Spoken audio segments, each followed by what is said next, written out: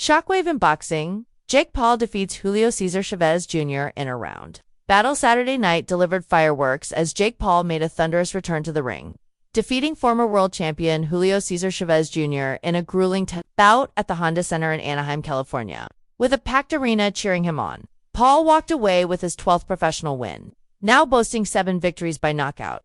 This performance marked Paul's first fight in 7 months, and he showed no signs of ring rust. The spotlight was firmly back on him after his previous high-profile win over the legendary Mike Tyson in November 2024, a bout that broke streaming records, attracting an estimated 65 million global viewers on Netflix. A battle of eras, Paul vs. Chavez Jr. The fight brought intrigue beyond just the matchup.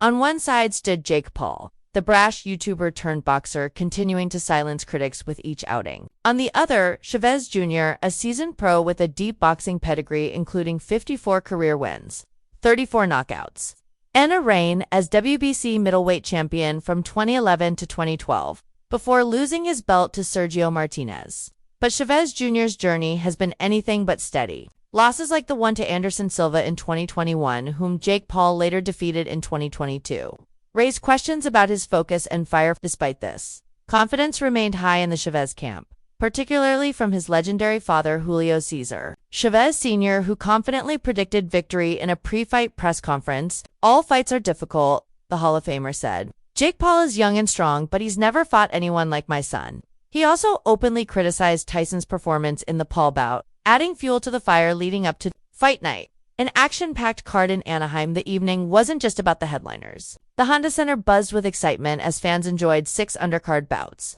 including a notable clash between Gilberto Ramirez and Yunil Dorticos, which ended in a hard-fought win for Ramirez. But the energy peaked as Paul and Chavez Jr. stepped into the ring. Over 10 rounds, Paul showcased improved technique, composure, and power, while Chavez Jr. struggled to maintain momentum despite flashes of his old form. The judges scored the bout unanimously in Paul's favor, confirming his dominance across most of the fight. What's next for Jake Paul? The win further fuels the debate.